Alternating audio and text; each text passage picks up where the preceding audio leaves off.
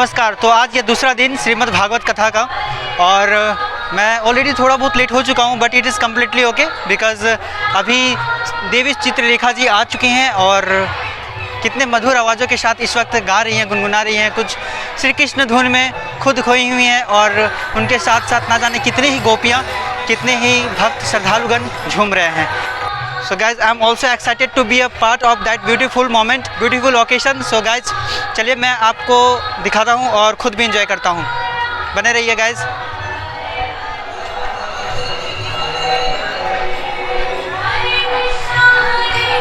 यह है मंदिर, अभी इसी मंदिर से होकर के जा रहे हैं।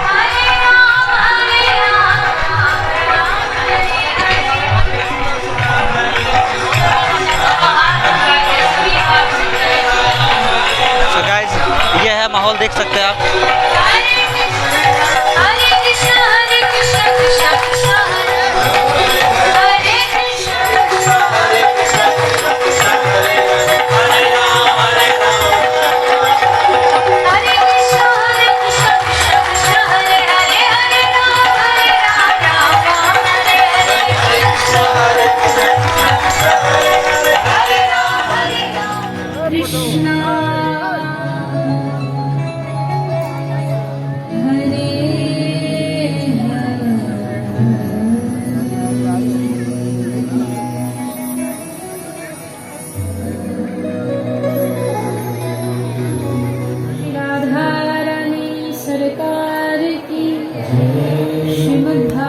महापुराण की, श्री राधे गोविंद सरकार की जय जय श्री राम, जय जय श्री राम।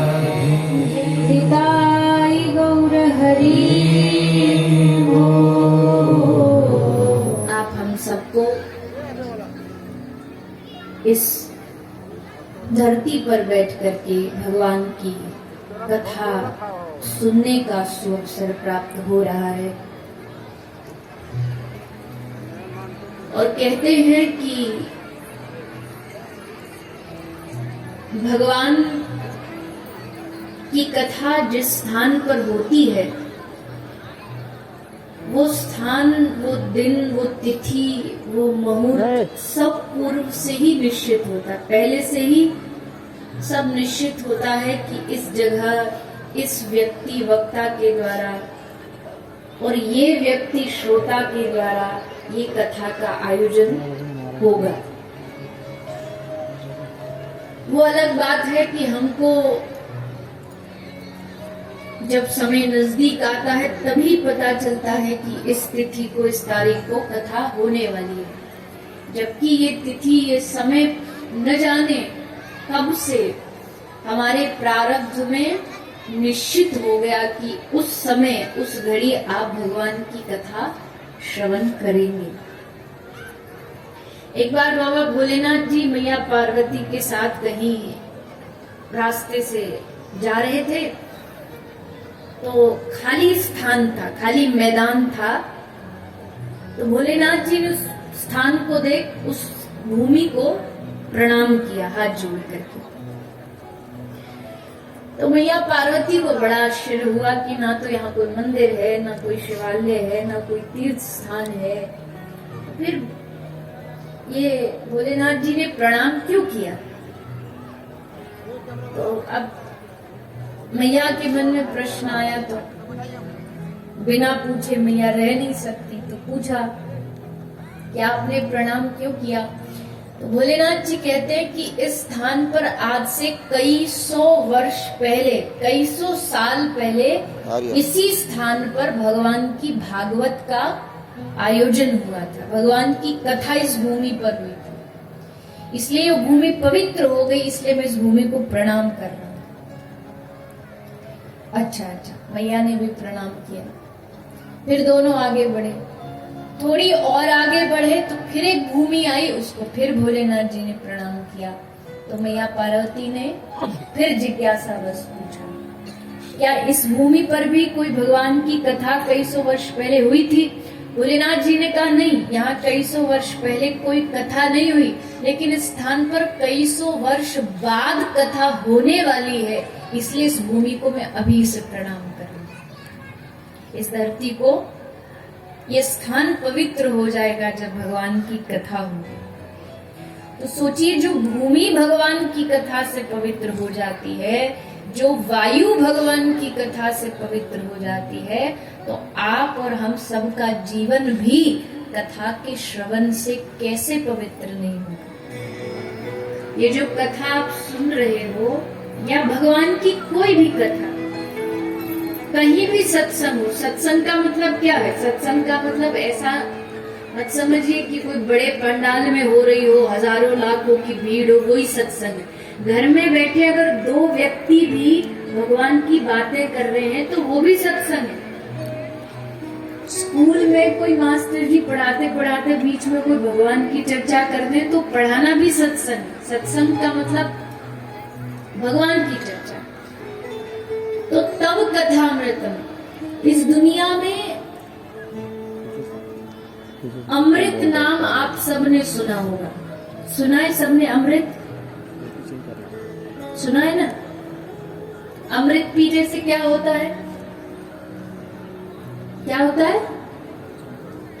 अमृत पी के व्यक्ति क्या बन जाता है? अमर हो जाता है।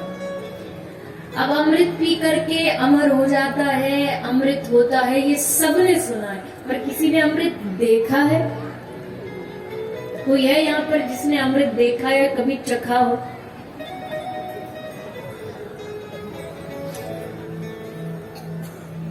मैं तो प्रभु कृपा से पूरी दुनिया में जहाँ जहाँ जाने का अवसर मिला गए, पर अभी तक तो अमृत कहीं देखा नहीं, कहीं मिला नहीं।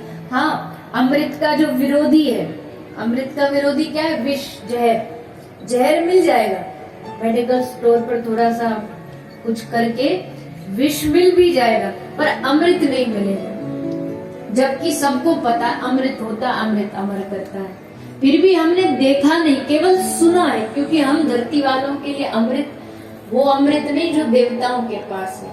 तब कथा अमृतम तप्त जीवनम, मतलब भगवान की कथा ही हम लोगों के लिए अमृत के बराबर है, क्योंकि वो अमृत पीने से तो केवल शरीर अमर होता है, पर भगवान की कथा अमृत पीने वाला भक्त ही सदा सदा के लिए अमर हो जाता है। भगवान का भक्त कभी मरता थोड़ी है, भगवान का भक्त सदा अमर रहता है, उनकी कथाएं हमेशा अमर रहती है। तो भगवान की कथा क्या है? भगवान की कथा अमृत है। अब कोई आपसे आगे पूछे कि क्या आपने अमृत पिया, तो सीना ठोक के कहना, हाँ हमने अमृत पिया है। भले वो देवताओं वाला ना पिया, लेकिन हमने भगवान की कथा का अमृत पिया। जैसे गंगा में स्नान करने जाते हो ना, वैसे ये कथा पंडाल भी एक प्रकार की गंगा है। और जब गंगा स्नान करने जाते तो उसमें नाक बंद करके डुबकी लगाते, डुबकी लगा करके कहते गंगा सारे पापों को हर लेती है गंगा स्नान से। अब गंगा स्नान से पाप हर जाते हैं, लेकिन भागवत की ये जो गंगा है, भागवत का ये जो सरोवर है, इसमें स्नान करने से क्या होगा? बोले तन तो पवित्र होगा ही होगा, पर यहाँ स्नान करने से आपका मन भी पवित्र होगा। और सबसे जरूरी है मन की सफाई। तन को तो रोज धो लेते, नहा लेते, पर मन कई जन्मों से धुला नहीं। कई जन्मों से मन के ऊपर गंदगी, मिट्टी, धूल, काम, क्रोध, सबका एक मैल जमा हुआ है। अब उस मैल को धोने का काम ही भगवान की कथा करती है। भगवान की कथा का एक ही काम है कि मन को धो करके एकदम साफ सुथरा कर दे। और जो एकदम बढ़िया साफ सुथरा बालक रहता है ना, उसको सबका मन करता है कि इसको गोदी में ले। और जो एकदम गंदा रहेगा, जब देखो कपड़ा गंदा, मिट्टी में, धूल में, तो सब लोग कहें ना दूर हो जा, दूर हो जा। कोई उसको उसकी माँ को छोड़ के बाकी सब उसको गोद में लेना पसंद नहीं करेंगे। पर जो एकदम साफ सुथरा होगा, पड़ोसी को भी मन करेगा कि उसको अपनी गोद में ले। वैसे अगर हमारा मन मैला है तो भगवान कहेंगे दूर रहो हमसे। तुमको हम अपनी गोद में काय को ले। पर अगर मन साफ हो गया तो तुरंत भगवान का भी मन करेगा कि इसको उठा के हम अपनी गोदी में बिठा दें, इसको अपना बना दें। अब मन साफ कैसे होगा? मान लो आप यहाँ कथा में आ रहे हो, बढ़िया सुंदर मैया साड़ी वाड़ी पहन के बढ़िया सिंदूर और सब लगा करके आ रही है, तैयार हो गई। अब निकलने से पहले कोई भी माता हो ना, कहीं भी जाती है, उसकी आदत होती है कम से कम 10 बार तो शीशा में देखेगी कैसी लग रही है। अब वो जब शीशा में देख रही तो उसे दिख जाए कि उसका जो सिंदूर उसने माथे पे लगाया था, वो सिंदूर उसके गाल पर थोड़ा लग गया गलती से। तो जब उसने देखा कि उसका सिंदूर गाल पर लग गया तो क्या करेगी? वो अपने कोई कपड़ा लेके हाथ से उस सिंदूर को साफ करेगी, उस दाग को हटाएगी, जहां लगा है वहीं छोड़ नहीं देगी, देखने के बाद भी उसको साफ करेगी, फिर घर से निकलेगी। तो ठीक वैसे ही कथा में बैठे हो तो कथा आपको बीच बीच में दिखाएगी। कथा क्या है? कथा दर्पण है, शीशा है। कथा दिखाएगी आपको कि आपके मन में यहाँ दाग है। झूठ नहीं बोलना चाहिए, तुरंत दर्पण में दिखेगा, अरे हम तो खूब झूठ बोलते। पाप की कमाई नहीं करनी चाहिए तो तुरंत मन में दिखेगा, अरे हम तो खूब पाप की कमाई करते हैं। किसी पशु को नहीं मारना चाहिए तो हमारे तुरंत मन में आएगा, अरे हम तो करते हैं। तो जैसे वो जैसे किसी को अपने मुंह पे दाग दिखे तो समझदार वही है जो उसे तुरंत साफ करे। वैसे ही सच्चा अच्छा श्रोता वही है जिसको अपनी कमी दिखे तो उसको तुरंत साफ करने की कोशिश करे। उसको ऐसे ही छोड़ ना दे कि कमी दिख भी गई और छोड़ भी दिया। छोड़ेगा नहीं, वो कमी को साफ करेगा, ठीक करेगा अपने कमी को, तो ही सच्चे श्रोता हो आप। तभी आप श्रोताओं की अच्छी श्रेणी में आओगे कि आपने अपने अवगुण को देखा और उसको साफ किया।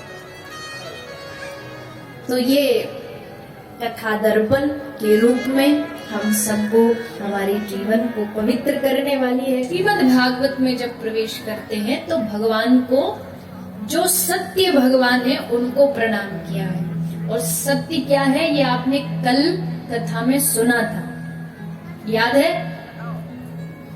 सत्य किसको कहते हैं? कल सुना था ना सत्य की परिभाषा।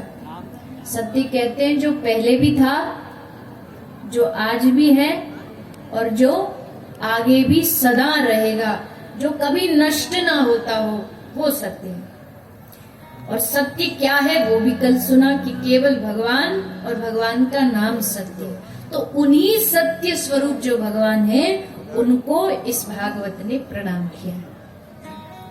अब अगले श्लोक में कहते हैं धर्मः प्रोज्जित कैतवोत्र परमो निर्मत्सराणाम सताम। अगले श्लोक में बता रहे हैं कि इस कथा को सुनने का अधिकारी कौन है, इस कथा को कौन सुन सकता है, या ये कह लो कि इस कथा का पहली श्रेणी का श्रोता कौन है। तो कहा कि इस कथा का सच्चा श्रोता वो है जिसके अंदर से सब प्रकार की ईर्ष्या द्वेष का नाश हो गया, जिसमें किसी प्रकार की ईर्ष्या न बची हो, जो किसी से चिढ़ता ना हो, जलता ना हो, ईर्ष्या ना करता, वो कथा का सच्चा श्रोता, वही कथा का अधिकारी है। अब आप अपने आप से प्रश्न करिए कि आपके अंदर किसी के प्रति ईर्ष्या है या नहीं है। अभी थोड़ी देर पहले कहा ना कथा दर्पण है, आपसे पूछेगी बार बार।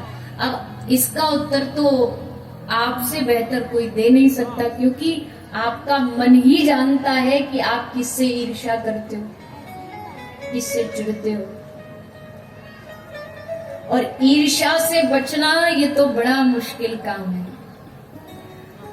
हर आदमी बस एक जो अपने से थोड़ा आगे बढ़ जाए बस उसके प्रति ईर्ष्या जाग जाती है। कोई जरा आगे बढ़ा नहीं कि उससे दुश्मनी हो जाती है। हमसे कैसे आगे निकल गया। सास को बहू से ईर्ष्या है, बहू को सास से ईर्ष्या है, पड़ोसी को पड़ोसी से ईर्ष्या है। दुकानदार को दुकानदार से ईर्ष्या है, कलाकार को कलाकार से ईर्ष्या है, वक्ता को वक्ता से ईर्ष्या कि हमसे आगे कैसे निकल गया, नेता को नेता से ईर्ष्या कि हम हार गए ये जीत गया। बस यही ईर्ष्या जिसके अंदर है वो कथा सुनने का अधिकारी नहीं हो सकता, और इससे बचना बड़ा मुश्किल काम है। आदमी सब कुछ कर लेगा। कई लोग कहते हैं ना, हमको दूसरों का दुख नहीं देखा जाता। ये कहने वाले तो आपको बहुत मिल जाएंगे कि दूसरों के दुख को देख के हम भी दुखी हो जाते, पर असल में ऐसा व्यक्ति आपको कोई नहीं मिलेगा जो दूसरे के सुख को देख के सुखी हो जाए, है कि नहीं? दुख को देख के दुखी होने वाले बहुत मिल जाएंगे, अरे बड़ा गरीब, बड़ा परेशान, पर कोई बढ़िया अच्छा नाम कमा रहा हो उसको देख के सुखी होना कि हाँ प्रभु इसको और आगे बढ़ाओ और इसको आगे बढ़ाओ, ये कहना बड़ा मुश्किल काम है। बाबा तुलसी कहते सिया राम में सब जग जाने। ईर्ष्या कब हटेगी मन से? बोले जब पूरे जगत में अपने सिया राम जी दिखने लगे, सब में हमारे राम जी हैं, सब में हमारे ठाकुर जी हैं, तो फिर बैर करें तो किससे करें? सभी भाव से राधा नाम राधे राधे राधे राधे राधे राधे राधे की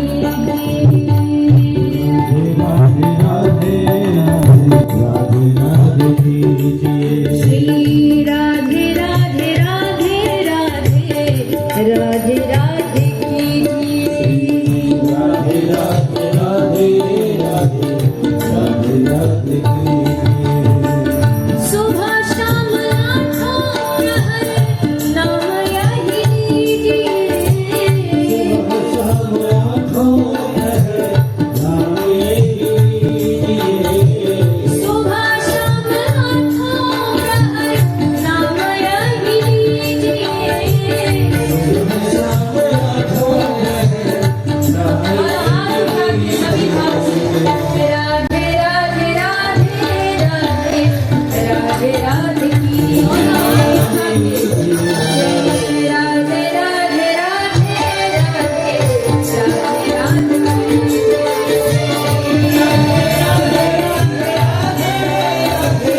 राधे राधे नाम पारस भर भर सुबह शाली राधे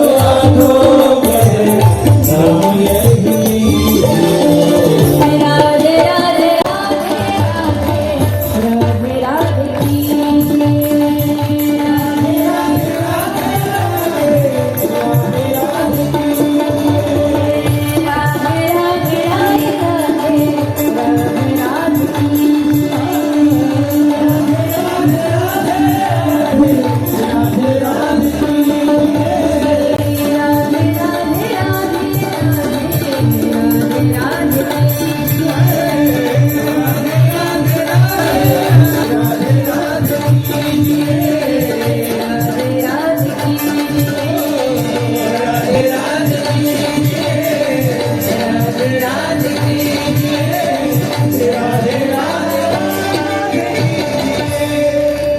बोलिए राधा रानी सरकार की।